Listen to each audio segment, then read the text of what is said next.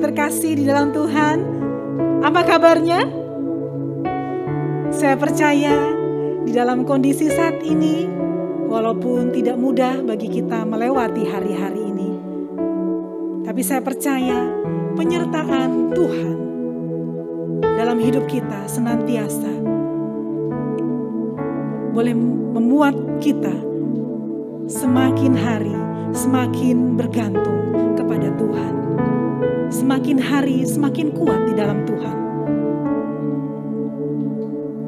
Pada hari ini kita akan mempersiapkan hati kita untuk ibadah intergenerasi. Mari ajak saudara-saudara terkasih, keluarga, teman untuk mengikuti ibadah hari ini. Mari mulai ibadah dengan sama-sama menghayati bahwa pertolongan kita adalah di dalam nama Tuhan yang menjadikan langit dan bumi.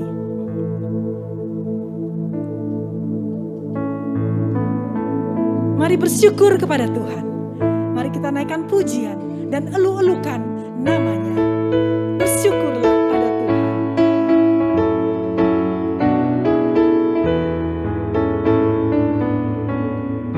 Bersyukurlah pada Tuhan, serukanlah namanya, bernyanyilah bagi Tuhan, mari bermazmurlah, pujilah Tuhan hai jiwaku, pujilah namanya, aku hendak bernyanyi seumur hidupku.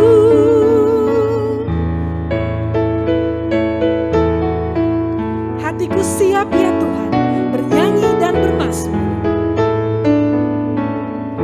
Hatiku siap ya Tuhan, bernyanyi dan bermazmur, karena Engkau maha baik, setia dan benar. Pujilah Tuhan hai jiwaku, pujilah namanya,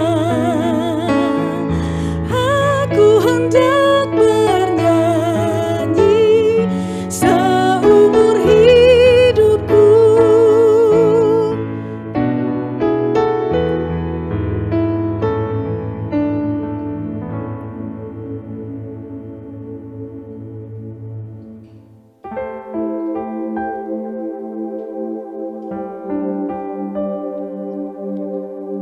Mari saudara, kita ambil waktu sejenak untuk mengaku dosa di hadapan Tuhan. Jika saudara dan saya mengaku dosa, Ia setia dan adil. Ia akan mengampuni dan menyucikan kita. Mari kita ambil waktu sejenak untuk berdoa.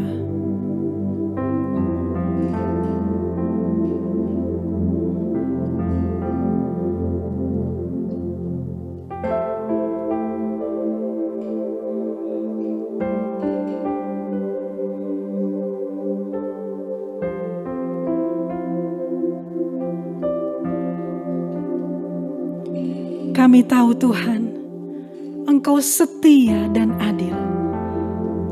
Ketika kami mengaku dosa, Engkau mengampuni dan menyucikan kami dari segala kejahatan kami. Ini kami ya Tuhan, orang-orang berdosa yang mau bertobat dan memohon ampun kepadamu. Hanya di dalam nama Yesus kami berdoa. Amin. Berita anugerah pada hari ini diambil dari Roma 5 ayat 15 sampai dengan 16. Tetapi karunia Allah tidaklah sama dengan pelanggaran Adam. Sebab jika karena pelanggaran satu orang, semua orang telah jatuh di dalam kuasa maut. Jauh lebih besar lagi kasih karunia Allah dan karunia-Nya, yang dilimpahkannya atas semua orang karena satu orang, yaitu Yesus Kristus. Dan kasih karunia tidak berimbangan dengan dosa satu orang, sebab penghakiman atas satu pelanggaran itu telah mengakibatkan penghukuman. Tetapi penganugerahan kasih karunia atas banyak pelanggaran itu mengakibatkan pembenaran. Demikianlah berita anugerah dari Tuhan.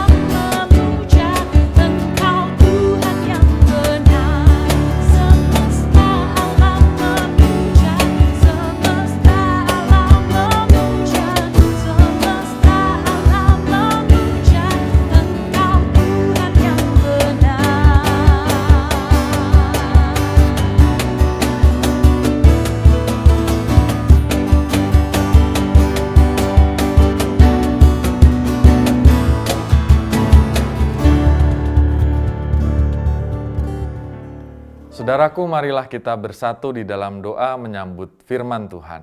Kita berdoa. Tuhan Yesus, kami sungguh bersyukur bahwa hari ini kami bersama-sama dapat beribadah.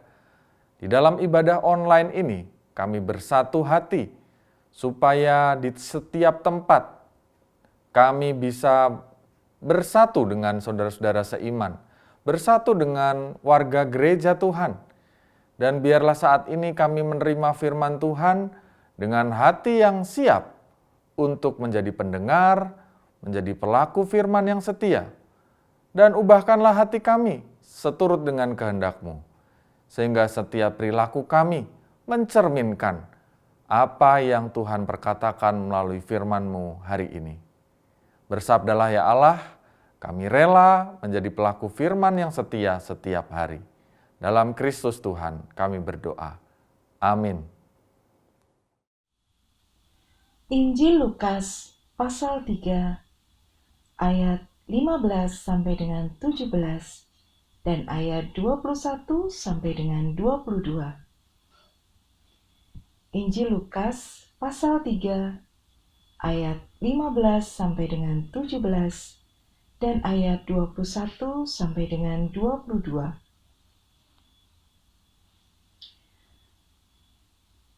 Tetapi karena orang banyak sedang menanti dan berharap, dan semuanya bertanya dalam hatinya tentang Yohanes, kalau-kalau ia adalah Mesias, Yohanes menjawab dan berkata kepada semua orang itu, "Aku membaptis kamu dengan air, tetapi ia yang lebih berkuasa daripadaku akan datang. Dan membuka tali kasutnya pun aku tidak layak.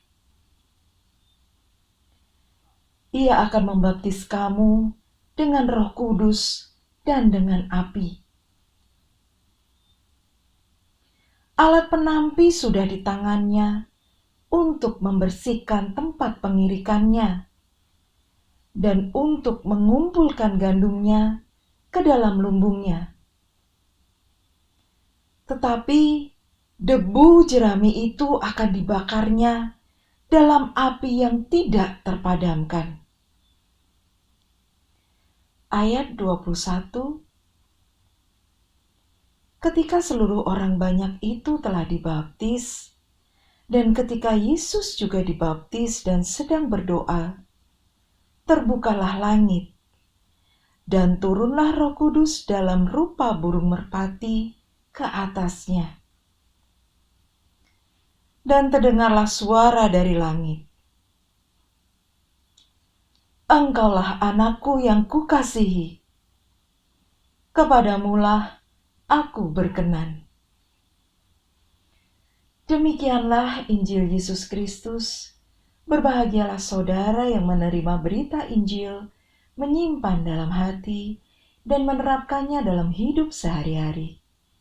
Haleluya. Shalom saudara-saudara yang terkasih, minggu ini kita memperingati Minggu Tuhan Yesus dibaptiskan. Tentunya minggu ini adalah minggu istimewa, apalagi temanya adalah dibaptis dengan roh dan api. Kalau kita membaca mencermati temanya, mungkin kita juga menjadi terkejut. Loh, dibaptis kok dengan roh dan api? Ini baptisan model yang seperti apa? Apa ada baptisan jenis yang baru? Kok dengan api? Apakah dibakar atau seperti apa? Sedangkan banyak metode atau praktik pembaptisan yang juga beragam. Contohnya ada baptis selam, percik yang selalu dibicarakan, diperdebatkan, mana yang betul. Kalau sudah dibaptis percik tetap harus dibaptis selam. Apakah benar begitu? Apalagi kalau kita membaca firman Tuhan yang diperkatakan di dalam Matius 3 ayat 16, Markus 1 ayat 10. Nah, ini berbicara soal pengajaran-pengajaran, ya. Di sana memang dituliskan demikian, sesudah dibaptis Yesus segera keluar dari air. Wah, ini satu tanda yang tentunya secara terjemahan bahasa Indonesia kita melihat di sana, ini salah satu tanda rasanya memang baptisan yang diselam itu yang paling benar. Secara literal demikian, ya. Lalu mengapa praktik di gereja kita tidak melakukan praktik baptis selam? Ya. Nah, saudara, hari ini kita memang membahas soal baptisan. Yang pertama saya akan membahas soal pengajarannya. Nah, di GKI mendasarkan praktik baptisan dalam bahasa asli yang bisa kita lihat. Dalam bahasa asli, kata Yesus keluar dari air ini rupa-rupanya diambil dari kata asli Yunani apo, yang berarti keluar dari kawasan air. Jadi menarik bahwa penulis di dalam kitab Lukas ini atau di dalam kitab Matius dan juga Markus tadi itu memang memakai kata apo keluar dari kawasan air, bukan kata ek atau keluar dari dalam air. Itulah yang menjadi satu alasan mengapa GKI mempercayai, meyakini dan mempraktikkan baptisan yang dipercikkan dengan air, didukung dengan adanya banyak lukisan-lukisan abad pertama dan juga praktik pengampunan dosa di Perjanjian Lama dengan pemercikan darah kurban. Secara tradisi pun juga banyak dibahas demikian. Oleh sebab itu, GKI lebih mempraktikkan baptisan secara percikan. Nah, saudara, tetapi sebenarnya banyak sekali praktik baptisan yang berbeda-beda di dunia ini. Contohnya, kita bisa melihat sebenarnya praktik baptisan di gereja ortodoks itu bukan diselam atau dipercik, tetapi dicelupkan. Loh, kok bisa? Ya, mari kita lihat videonya berikut ini. Anda masih bersama Net 12, rayakan Epifani atau Hari Kelahiran Kristus. Pembaptisan massal berlangsung di Katedral Kota. Gereja pun penuh oleh ratusan orang tua yang membawa bayi-bayi mereka. Pembaptisan massal berlangsung Minggu siang di Katedral Ortodoks Tbilisi, Georgia. Kegiatan ini merupakan rangkaian Epifani atau perayaan kelahiran Kristus. Ratusan orang tua ikut serta membaptiskan buah hati mereka. ეს არის მე-6 ბავშვი გადაწყდა პატრიარქის ნათლული იყოს, იმიტომ ძალიან დიდი მადლია ჩვენთვის უწმინდესის ლოცვა გვხვდება და მისი ნათლული რომ იყოს კაია. ქრისტეს ცველად იდგება პირველ რიგებში. Pembaptisan massal awal tahun merupakan gelaran ke-34 sejak tahun 2007. Ritual berlangsung rata-rata 4 kali dalam setahun. Saudara, itulah tadi betapa menariknya praktik baptisan di gereja ortodoks di Georgia, di Eropa Timur. Di sana ternyata setiap awal tahun di bulan Januari merayakan baptisan Yesus, dibawalah 500 hingga 600 anak-anak bayi untuk dibaptiskan dengan cara dicelupkan kepala dan juga kakinya. Artinya sebenarnya itu semua melambangkan bahwa seluruh tubuh dari seorang anak itu sudah disucikan, ya, dan ia dipersatukan dengan tubuh Kristus. Dia dibawa oleh orang tuanya untuk sungguh-sungguh orang tuanya menjadi wali dalam pertumbuhan iman anak-anaknya itu. Nah, saudara, tapi dari ragam itu semua kita tidak ingin mempermasalahkan mana sebenarnya yang paling benar. Toh sebenarnya kita percaya seperti yang dikatakan di dalam Efesus 2 ayat 8-9. Sebab karena kasih karunia, kamu diselamatkan oleh iman. Itu bukan hasil usahamu, tetapi karena pemberian Allah. Nah, oleh sebab itu, sakramen baptisan adalah tanda dan materai keselamatan dari Allah. Itu bukan hasil usaha kita. Ragamnya itu adalah bagaimana kita mengimani praktik baptisan itu menjadi dasar kehidupan beriman kita. Nah, bahkan di dalam piagam PGI dikatakan bahwa oleh karena itu di dalam menerima perpindahan keanggotaan gereja dari warga gereja di lingkungan PGI, kami tidak melakukan pembaptisan ulang, melainkan hanya mengumumkan di dalam kebaktian jemaat. Dicantumkan di dalam piagam PGI saling mengakui dan saling menerima tahun 89 bab kelima. Nah, saudara, dari ini semua kita belajar bahwa sebenarnya baptisan ini sungguh berarti. Ini adalah awal mula kehidupan seseorang mengikut Kristus. Sebab baptisan diibaratkan seperti sebuah pernikahan. Kita melakukannya 1 kali seumur hidup kita. Dan ketika kita bersatu dengan tubuh Kristus, kita bersatu dengan gerejanya, kita disucikan untuk hidup baru, sebenarnya kita sedang menghayati baptisan kita. Namun pertanyaannya adalah, apakah sampai hari-hari ini kita masih menghayati baptisan itu? Apakah baptisan mungkin berapa tahun lampau, masih kecil, masih bayi, terkenang di dalam batin kita, menjadi semangat bagi kita untuk sungguh-sungguh mengikut Tuhan? Dan bagaimana sebenarnya menghayati baptisan itu dari keteladanan hidup Yesus? Nah, saudara, hari ini kita diberikan satu teks bacaan yang sangat menarik ketika Tuhan Yesus dibaptiskan.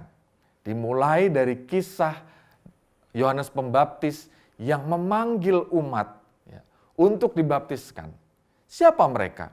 Di dalam bagian ayat sebelumnya, dalam pasal ketiga ini, Lukas pasal 3 ini, dijelaskan bahwa mereka semua adalah orang-orang berdosa.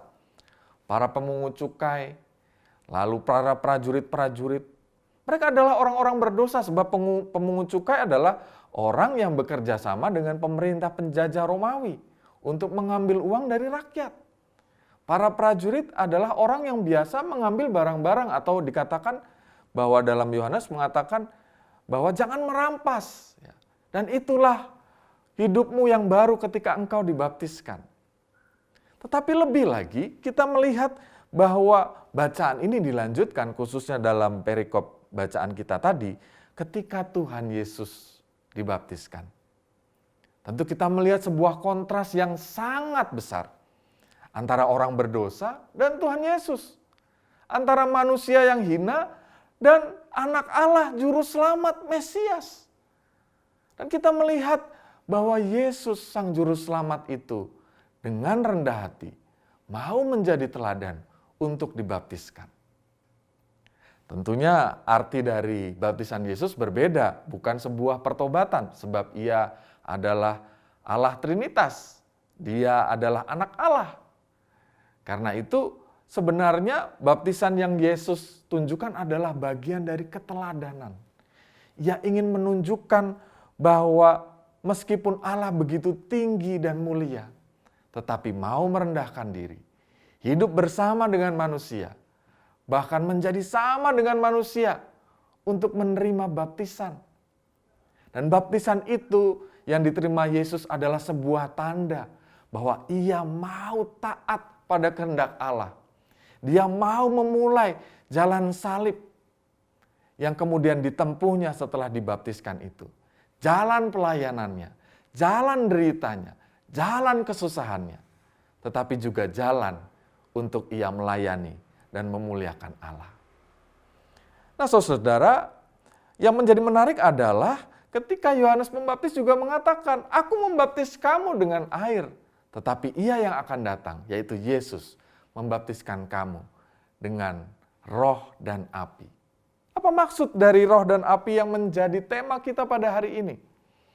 Kita mulai dari kata api. Rupanya api itu melambangkan satu proses penyucian, di mana Yesus yang Maha Tinggi rela untuk dilepaskan dari sifat atau kedagingan kemanusiaan yang melekat di dalam dirinya. Dia mau masuk di dalam rencana Allah, meski itu menempuh derita, kesusahan, dia mau dimurnikan, masuk di dalam kehendak Sang Bapa. Oleh karena itulah, Roh Kudus pun berbicara atau Roh Kudus turun dalam rupa burung merpati dengan suara, "Inilah anakku yang kukasihi." Suara dari sorga yang meneguhkan dan mendatangkan roh Allah dalam penyertaan perjalanan derita dan pelayanan Yesus. Nah, saudara, menjadi pertanyaan bagi kita. Ketika Yesus rela menjalani jalan salib, ketika Yesus rela rendah hati, ketika Yesus rela untuk masuk di dalam simbol yang harusnya kita alami juga, yaitu api pemurnian dan juga dalam roh penyertaan yang meneguhkan perjalanan kita.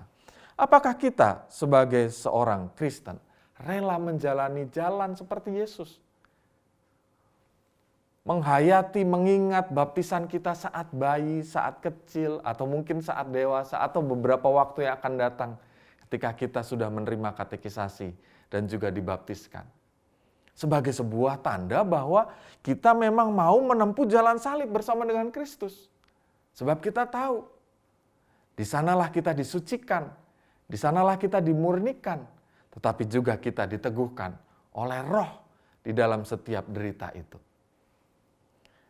Nah, saudara, seringkali ketika kita menjadi orang Kristen dan Tuhan sedang memurnikan kita dengan api penyucian, bisa berupa kegagalan, bisa berupa kerugian dalam usaha kita, bisa berupa kesusahan, kemalangan, penderitaan, kedukaan.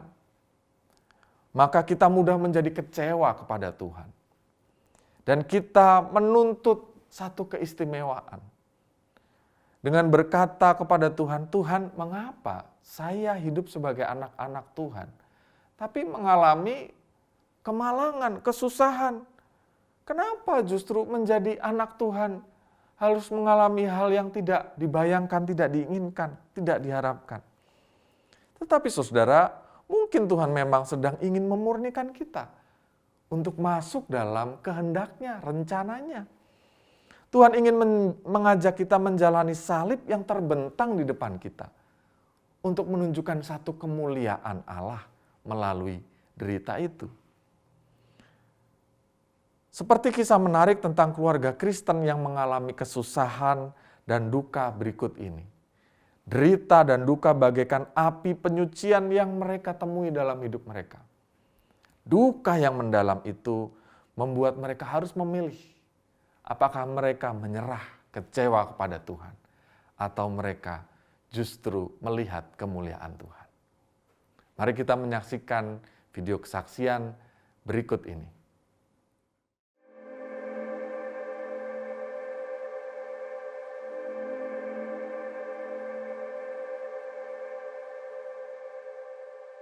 Yacht Master Close Up, take 1.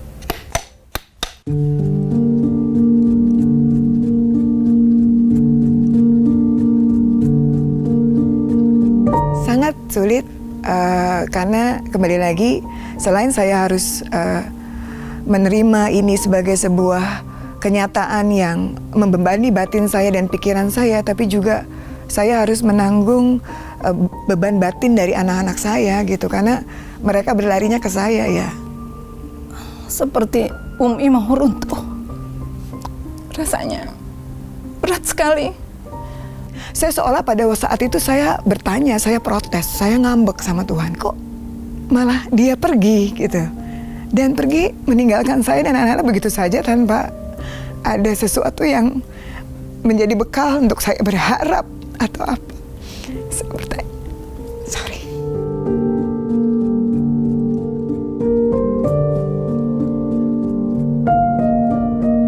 Saya merasa kayaknya apa-apa sendiri gitu. Terlebih dalam keuangan, rasanya benar-benar gelap. Bagaimana nanti masa depan saya? Bagaimana nanti untuk pendidikan anak-anak saya gitu. Jujur ya, hanya kesulitan materi. Kalau kesulitan yang lain saya tidak pikirkan. Karena saya kan masih ngontrak. Satu hal yang sungguh menjadi sebuah kekhawatiran saya dan itu menjadi fokus saya adalah anak-anak teristimewa di dalam perkembangan jiwanya anak-anak, hatinya anak-anak. Jadi kekhawatiran saya sangat besar. Apakah saya mampu membawa anak-anak ini sesuai dengan keinginan saya dan papanya dulu. Ketika kami punya anak satu persatu. Bahwa mereka jadi sarjana-sarjana.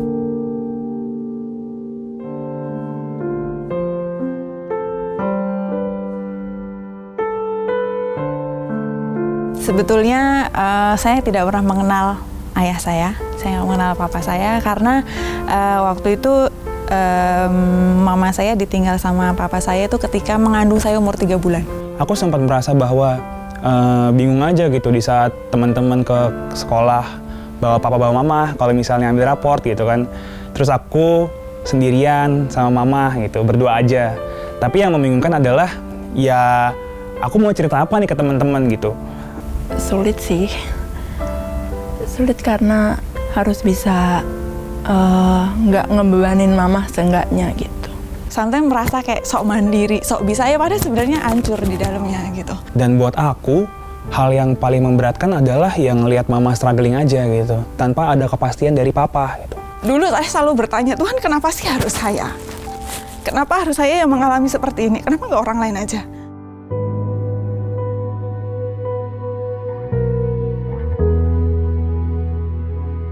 Pada saat saya ibadah, saya di situ seperti ditegur oleh satu firman Tuhan bahwa sumber segala sesuatunya adalah dari Tuhan sendiri. Bukan dari suami, bukan dari anak, bukan dari apapun, tetapi hanya sumber itu datangnya dari Tuhan. Saya melewati ini, saya tidak bisa sendiri dan saya harus mencari Tuhan dan saya mencarinya melewati doa, melewati puji-pujian. Saya merasa bahwa itulah justru titik di mana semuanya indah dan baik adanya. Tapi tiap malam aku berdoa sama Tuhan tidak akan putus-putusnya. Jam 1, jam 2 saya udah bangun, udah gelisah-gelisah. Dengan ketekunan kita berdoa, menggantungkan terus kehidupan kita kepada Tuhan. Tidak menyerah dengan kehidupan ini. Tuhan selalu memberikan yang terbaik. Tuhan semakin menguatkan kita untuk menjalani hidup ini. Mungkin banyak orang-orang di luar sana yang kehilangan salah satu orang tuanya. Lepasin beban kamu sekarang. Kasih sama Tuhan, berjalan bersama Tuhan. Justru di dalam penderitaan itu kita merasa benar-benar Tuhan tuh hadir, Tuhan ada. Dan dia selalu bilang, jangan takut, aku ada buat kamu dan terus berjalan bersamaku. Aku akan bawa kamu ke tempat yang aman. Aku akan bawa kamu ke tempat yang lebih baik dari sekarang. Terus berjalan bersama aku. Percaya firman, perkatakan firman. Karena hanya itu kekuatan kita.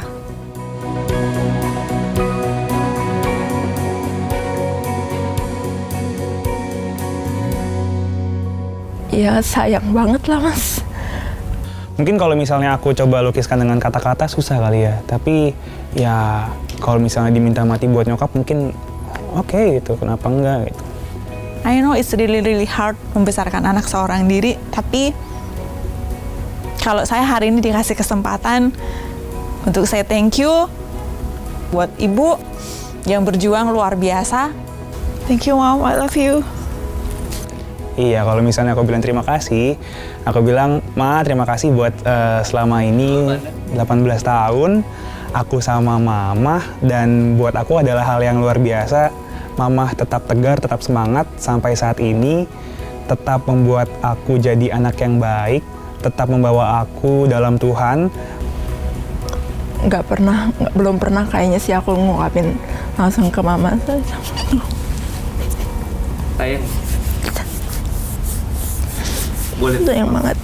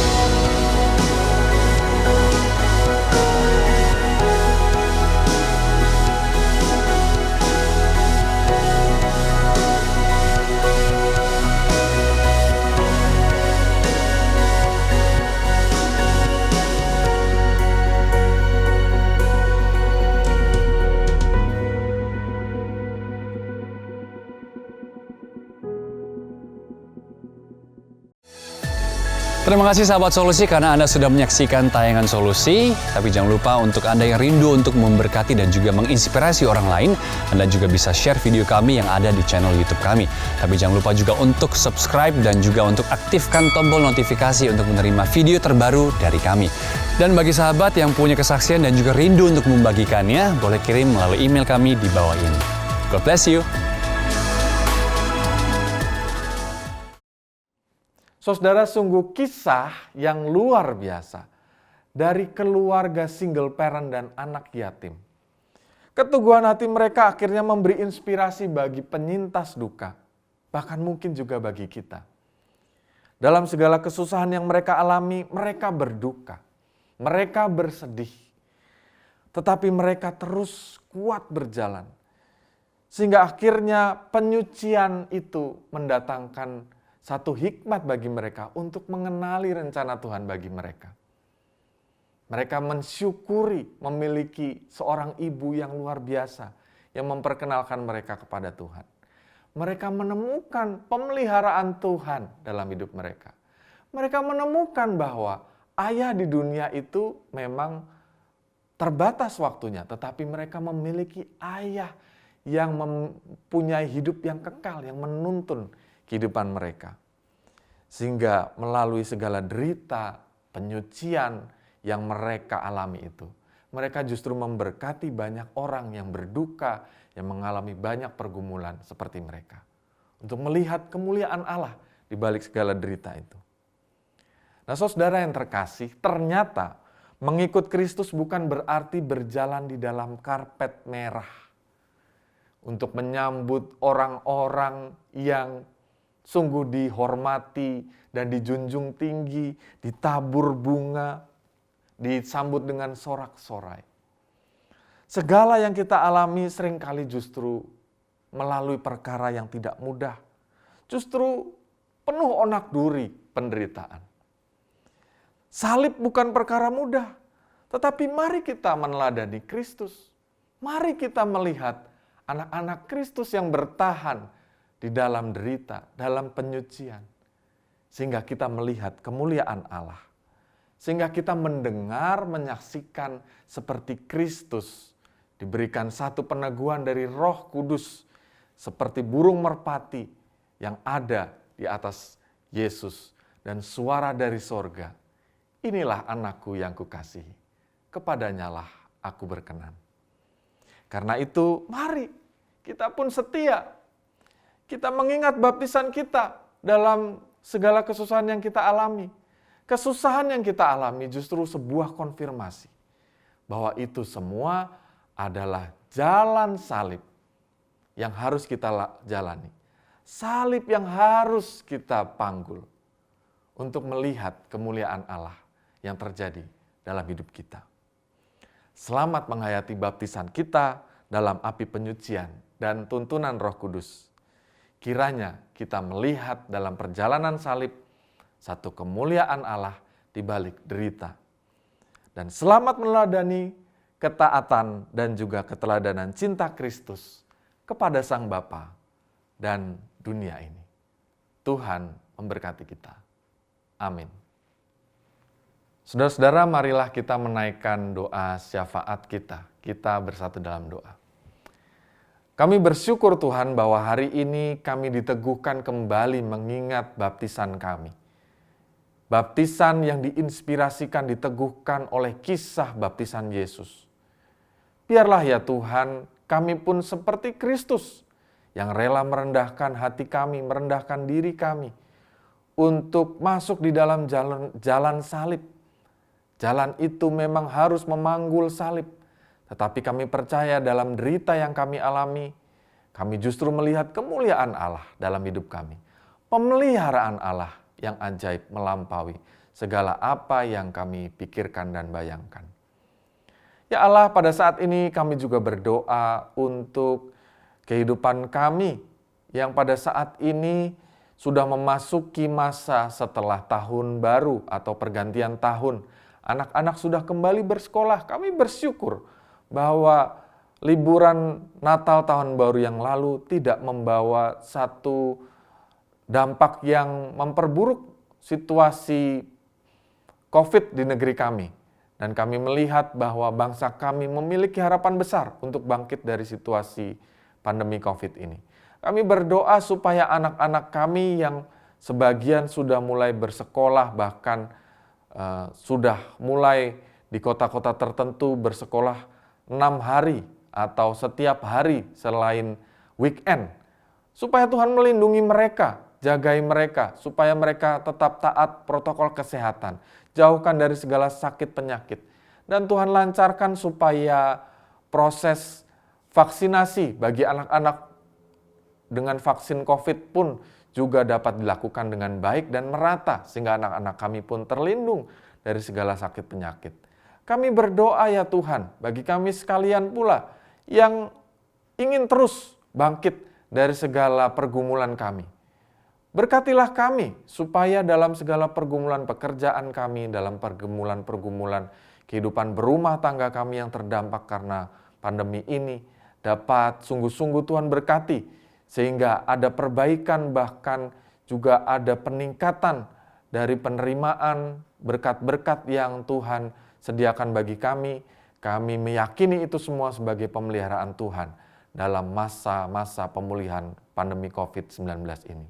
Kami pun berdoa bagi mereka sekalian yang sakit, yang mengalami berbagai macam pergumulan, pulihkanlah ya Tuhan. Berkatilah mereka, terkhusus bagi mereka yang terkena sakit COVID-19, biarlah mereka dapat ditangani dengan baik, baik di rumah maupun di rumah sakit. Dan bangsa kami, dunia ini dapat pulih dari segala pandemi, dari segala macam pergumulan yang sedang kami hadapi tahun-tahun belakangan ini. Inilah ya Tuhan doa dan sembah kami. Kami bersyukur hari ini Tuhan meneguhkan kami melalui momen untuk menghayati baptisan kami kembali. Dan teguhkanlah kami menjadi pengikut Kristus hari ini sampai selama-lamanya. Sampai kami bertemu kembali dengan Kristus dan hidup bersama dengan Kristus selama-lamanya. Hanya di dalam nama Tuhan kami Yesus Kristus, kasih sayang Allah Bapa dan penyertaan Roh Kudus, kami berdoa dan mengucap syukur. Amin. Jemaat Tuhan, mari kita bersama-sama memperbaharui iman percaya kita, pengakuan iman rasuli kita, dengan kita memujikan, menyanyikan lagu dari Kidung Jemaat 280, Aku Percaya.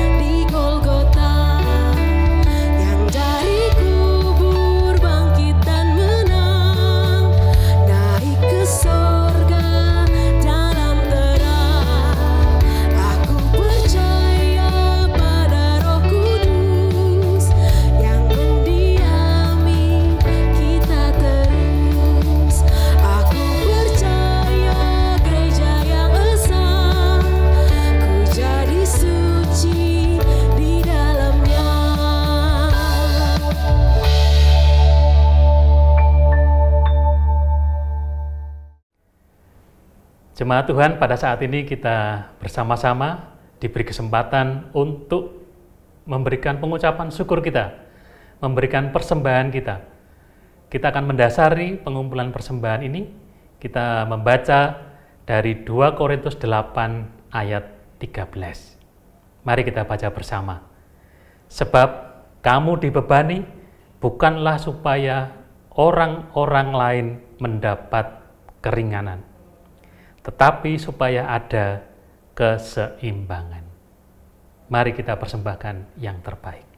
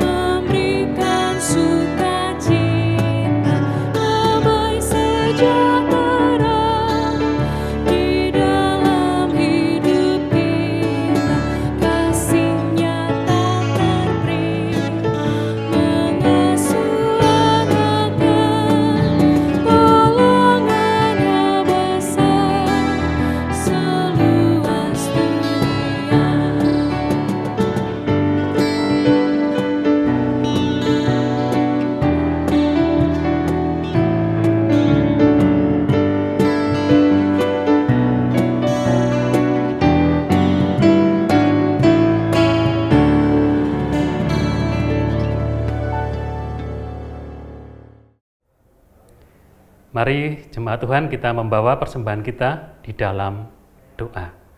Mari kita berdoa. Bapa di dalam sorga, terima kasih Tuhan. pada kesempatan ini kami masih boleh memberikan persembahan dari harta kami, dari uang kami Tuhan.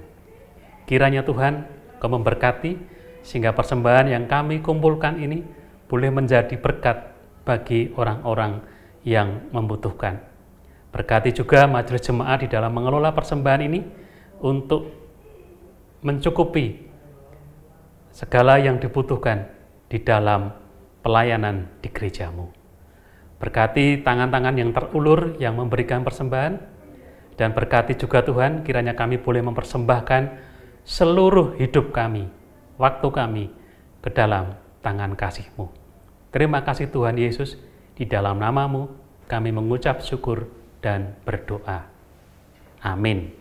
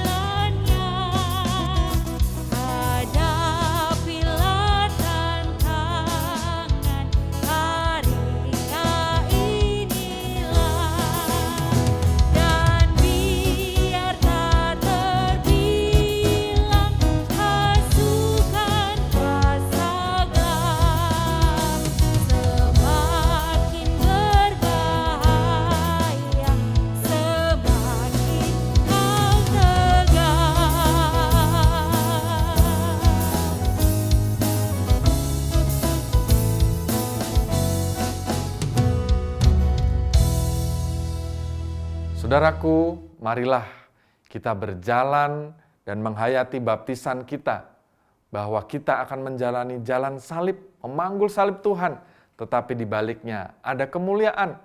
Jadilah saksi Tuhan dimanapun kita berada, dan terimalah berkat Tuhan. Tuhan memberkati engkau dan melindungi engkau. Tuhan menyinari engkau dengan wajah-Nya dan memberi engkau kasih karunia.